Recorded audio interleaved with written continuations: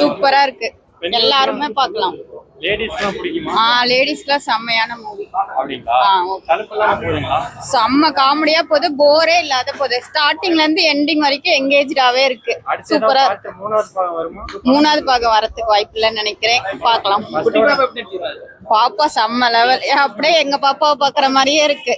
Super சூப்பரா இருக்கு, செமையா இருக்கு. நல்லா ஜாலியா என்ஜாய் பண்ணி பார்க்கலாம்.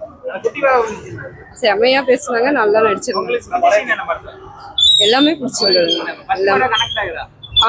கரெக்டா இருக்கு. கடைசி சீன் ஃபர்ஸ்ட்ல கரெக்ட் ஆயிடும். அட்டகாசமா இருக்கு. படம் சூப்பரா இருக்கு. ஜாலியா இருக்கா? ஜாலியா இருக்கு. ஃபேமிலியோட பார்க்கலாம். ஃபர்ஸ்ட் பார்ட் நல்லா இருக்குமா? ரெண்டு பாட்டுமே சூப்பரா. அதுவும் பரவாயில்ல, இது ஓகே. நல்லா என்ஜாய் பண்ணி சூப்பரா. படம் எப்படி இருக்கு? சூப்பரா இருக்கு. டைமிங் காமெடி எல்லாமே நல்லா பண்ணியிருக்காங்க. ஃபர்ஸ்ட் பார்ட் கரெக்ட்டா தான். சூப்பரா இருக்கு. அதோட நல்லா இருக்கு. ஃபேமிலியோட பார்க்கலாம். கண்டிப்பா பார்க்கலாம். நல்ல காமெடி, டைமிங் காமெடி நல்லா ஒர்க். ஜாலியா போகுதுங்களா? ஜாலியா போகுது. கணவன் மனைவியை பற்றி நல்லா சொல்கிறாங்க. என்ன ஒரு அண்டர்ஸ்டாண்டிங்கே இல்லாமல் லைஃப் ஓடிட்டு இருக்கு. இது சரியாகணும் ஃப்யூச்சரில். அதான் ஒரு புருஷன் முண்டாட்டி தகராறும் இடையில வந்துக்கிட்டே இருக்கு. அருமையாக சொல்லியிருக்காங்க. ஆமாம் சார், உண்மையில் அது வெளியில் உலகத்தில் நடக்கிற விஷயங்கள் தான். ஆனால் குடும்பத்தில் நல்லாவே இருக்கு. கண்டிப்பாக எல்லாரும் பாருங்க. சிறப்பு தோற்றம் நம்ம இந்தம்மா வந்திருக்காங்களே, ரம்யா கிருஷ்ணன் அம்மா, அருமை. அவங்களும் ஜட்ஜ்மெண்ட் எல்லாம் அருமையா இருக்கு. இந்த காலகட்டங்களுக்கு உகந்த படம், அனைவரும் பார்க்கணும். ஜட்ஜி சார், ஜட்ஜி புரியுது சார், புரியுது. அருமை ஐயா. அந்த பாப்பாவை எங்கதான் சூஸ் பண்ணாங்களோ அருமையா இருக்கு. பாப்பாவுக்கு இவரும் நல்லா நடிச்சிருக்காரு நம்ம விஷால் சார். கண்டிப்பா அவங்க பார்த்துட்டாங்க. அவங்க ஃபேமிலியில எந்த பிரச்சனையும் இல்லாம வாழ்க்கை சிறப்பாக அமையும். லேடிஸ் மதிப்பு கொடுத்து பேசியிருக்காங்க. ஒரு லேடிஸ் எப்படி இருக்கணும், ஒரு ஸ்போர்ட்ஸ்ல எப்படி ஜெயிக்கணுங்கிறத பத்தி நல்லா கொடுத்துருக்காங்க. முத பாகம் கூட இது சூப்பரா இருக்குது. ஃபேமிலி சப்ஜெக்ட் இருக்குது. உமனுக்கு ஒரு நல்ல ரெஸ்பெக்ட் கொடுக்குற மாதிரி இருக்குது. ஸ்போர்ட்ஸுக்கு எல்லா உமனும் ஸ்போர்ட்ஸ்ல எல்லா இன்வால்மெண்டோட செய்யணுங்கிறது கண்டிப்பா பார்க்கலாம். குழந்தைங்களும் பார்க்கலாம். படம் நல்லா இருக்குங்க சார், பார்க்கலாம். குடும்பத்தோட பார்க்கலாம். ஜாலியா காமெடி நல்லா. பிடிச்சிருக்குங்களா? நல்லா இருக்கு. ஃபர்ஸ்ட் பார்ட் மாதிரியே இருக்குங்களா? அந்த மாதிரி இல்ல, நல்லா இருந்துச்சு. பிடிச்சிருக்கு. ஃபர்ஸ்ட் பார்ட் அளவுக்கு இருக்குமா இல்ல அதோட சூப்பரா இருக்கு? சூப்பரா இருக்கு. ஃபேமிலியோட பார்க்கலாம். நல்லா இருக்கு.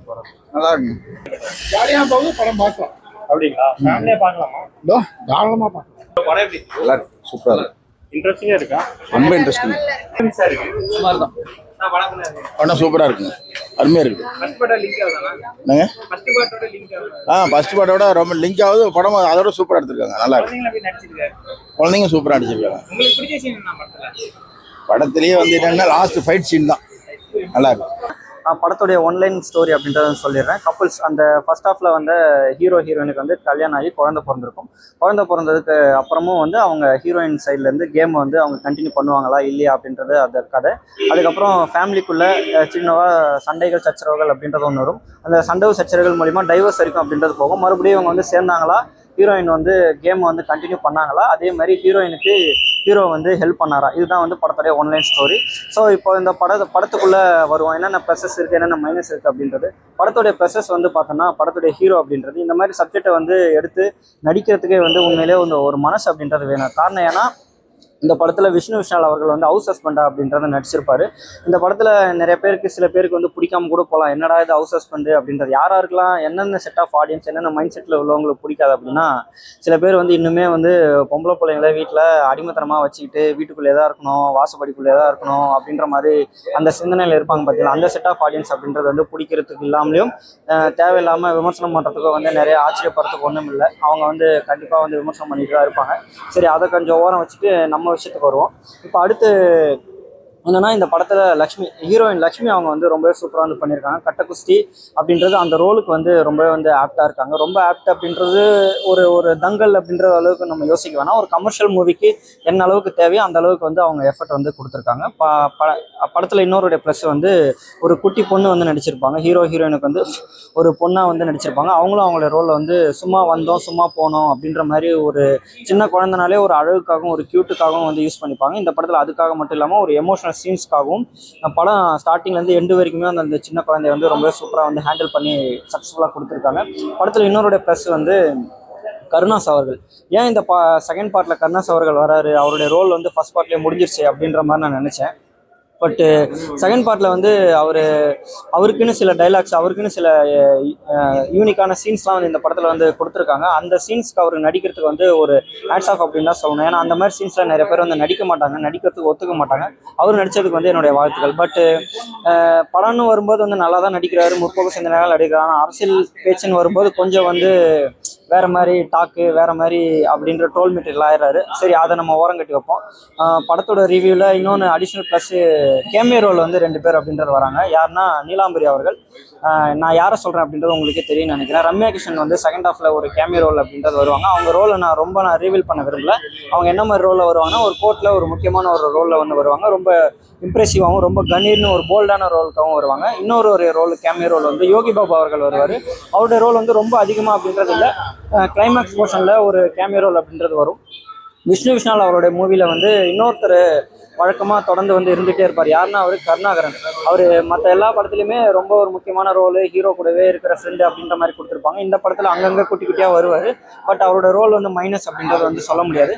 இந்த படம் வந்து எந்த செட் ஆஃப் ஆடியன்ஸ்க்கு ரொம்ப பிடிக்கும் அப்படின்னா, கல்யாணம் ஆகி ஒரு வருஷம் 2 வருஷம் இல்லை 5 வருஷம் ஆனவங்க, இல்லை குழந்தை பெற்றவங்க, இந்த வீட்டுக்குள்ளே சண்டை, டிவோர்ஸ்க்கு அப்ளை பண்ணுறவங்க, இல்லை டிவோர்ஸ்க்கு அப்ளை பண்ணாமலே வந்து பிரிஞ்சிருக்கிறவங்க அப்படின்ற ஆடியன்ஸ்க்குலாம் வந்து நீங்கள் இந்த படத்தை வந்து பார்த்தீங்கன்னா கண்டிப்பாக வந்து மனம் வருடி நீங்கள் வந்து மறுபடியும் சேர்ந்து வாழ்றதுக்கு நிறைய வாய்ப்புகள் அப்படின்றது இருக்கும். ஏன்னா அந்த மாதிரி எமோஷனலான சீன்ஸ்லாம் வந்து இந்த படத்தில் ரொம்ப சூப்பராக வந்து ஹேண்டில் பண்ணியிருக்காங்க. படத்தில் இன்னொரு ப்ளஸ் வந்து இந்த படத்தோட டைரக்டர் ஐயாவு, செல்ல ஐயாவுன்னு நினைக்கிறேன் அவருடைய பேர், சரியாக உச்சரிப்பு வரல. அவருக்கு வந்து உண்மையிலேயே வந்து ப்ளஸ்ஸு. படத்தில் மைனஸஸ்ன்னு பார்த்தீங்கன்னா லாஜிக் போல் ஓட்டை அப்படின்றது வந்து நிறையா இருக்கும். ஏன்னா இது வந்து ஒரு கமர்ஷியல் மூவி தான். பட்டு கோர்ட் சீனு, செகண்ட் ஹாஃபில் கோர்ட் சீன் வரும்போது, சில சீன்ஸ் ஸ்போர்ட்ஸ் சீனுன்னு வரும்போது வந்து லாஜிக் ஓட்டை அப்படின்றது வந்து அங்கங்கேயும் பெருசாகவும் நிறைய பேருக்கு வந்து தெரியறதுக்கு வந்து வாய்ப்பு இருக்குது. பட் அந்த லாஜிக் ஓட்டையெல்லாம் நீங்கள் கொஞ்சம் ஓரங்கட்டி வச்சுட்டு நீங்கள் இந்த படத்தை பார்த்தீங்கன்னா கண்டிப்பாக வந்து பிடிக்கும். இந்த படத்தை நீங்கள் வந்து சின்ன குழந்தைங்கலேருந்து பெரியவங்க வரைக்கும் தாராளமாக வந்து பார்க்கலாம். ஒரு வல்கரிட்டி சீன்ஸ் கிடையாது, சிகரெட் பிடிக்கிற சீன்ஸ் கிடையாது, தண்ணி அடிக்கிற சீன்ஸ் அப்படின்றது வந்து கிடையாது, ரொம்ப தேவையில்லாத டபுள் மீனிங் அப்படின்றது கிடையாது, தேவையில்லாத வைலன்ஸ் அப்படின்றது வந்து கிடையாது. உமன் ஓரியன்டட் சப்ஜெக்ட்டுக்காக நீங்கள் யாரெல்லாம் வந்து ஒரு பாசிட்டிவ் வைப்போடு நீங்கள் வந்து பார்க்கணுன்னு விரும்புகிறீங்களோ இந்த படத்தை வந்து தாராளமாக பார்க்கலாம். இந்த படத்துக்கு என்னோட ரேட்டிங் வந்து ஒரு 10க்கு வந்து 7.5 அப்படின்றத தருவேன். மீதி பாயிண்ட் நான் ஏன் தரலன்னா, கொஞ்சம் லாஜிக் ஓட்டை அப்படின்றது இருக்குது. ஏற்கனவே சில சீன்ஸ்லாம் வந்து பார்த்த மாதிரி அப்படின்றது இருக்கும். மற்றபடி இந்த படம் வந்து விஷ்ணு விஷாலுக்கு ஒரு சூப்பர் ஹிட் அப்படின்ற ஒரு லிஸ்ட்டில் வந்து சேர்கிறதுக்கு நிறையா வாய்ப்புகள் இருக்குது. ஃபேமிலி ஆடியன்ஸ் வந்து கண்டிப்பாக இந்த படத்தை வந்து வாட்ச் பண்ணுவாங்க. தேங்க்யூ. ரெஃபரன்ஸ் சொல்ல மறந்துட்டேன். அதாவது விஜய் அவர்கள் வந்து இனிமேட்டு படம் நடிக்க மாட்டேன்னு சொல்கிறாரு. ஆனால் வர படங்கள் எல்லாமே விஜய் அவரோட ரெஃபரன்ஸ் இல்லாமல் படமே இல்லை அப்படின்றது. கில்லி படத்தில் அப்படி போடு சாங்ஸ், இந்த படத்தில் ஒரு 3/4 பாட்டு, அந்த பாட்டை வந்து டெலிகாஸ்ட் பண்ணி டான்ஸே ஆடிடுவாங்க. அந்த பாட்டு வரும்போது ஒரு ஃபன்னான ஒரு சீன் ஒன்று இருக்குது. அந்த படத்தை நீங்கள் வந்து பார்க்கும்போது அப்படின்றது தெரியும். இதுதான் இந்த படத்தோடைய ரெஃபரன்ஸு. விஜய் அவருடைய படத்தில், கில்லி படத்தில் அப்படி போடு சாங்ஸ் வந்து இந்த படத்தில் இருக்குது. இதுதான் ரெஃபரன்ஸ். அடுத்த பாட்டுக்கு லீடு அப்படின்றது ஒன்றும் இல்லை. நான் உன்னை வழக்கம் போல் நான் உன்னை பார்த்துப்பேன், உன்னோடைய முயற்சிக்காக நான் பின்னாடி இருந்து நான் ஊக்குவிப்பேன் அப்படின்ற மாதிரி தான் வந்து முடிச்சிருக்காங்க. அடுத்த பாட்டு எடுக்கிறது வந்து அது ப்ரொடியூசர் ஸ்டைலையும் டைரக்டர் ஸ்டைலும் அப்படின்றது இருக்குது. பார்ப்போம் அடுத்த பாட்டு வருதா இல்லைன்றது அவங்க தான் முடிவு எடுக்கணும். தேங்க்யூ.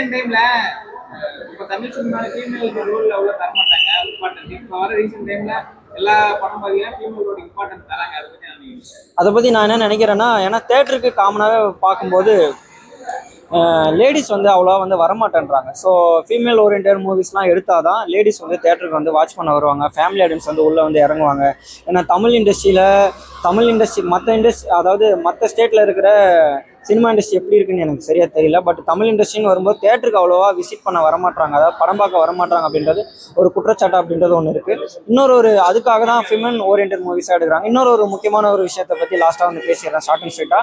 விஷ்ணு விஷால் அவர்கள் வந்து விஜய் அவர்களை பற்றி பேசும்போது சிஎம் அவர்களே இல்லை வந்து சார் அவர்களே வந்து சொல்லாமல் சிம்பிளாக வந்து விஜய் அவர்கள் சொன்னாங்கன்ட்டு சில பேர்லாம் சோஷியல் மீடியாவில் ஃபயர் விட்டுட்டு இருந்தாங்க. என்னன்னா, அவர் படம் வரட்டும், நான் எப்படி வந்து நெகட்டிவ் ரிவ்யூஸ் கொடுக்குறேன் அப்படின்றது.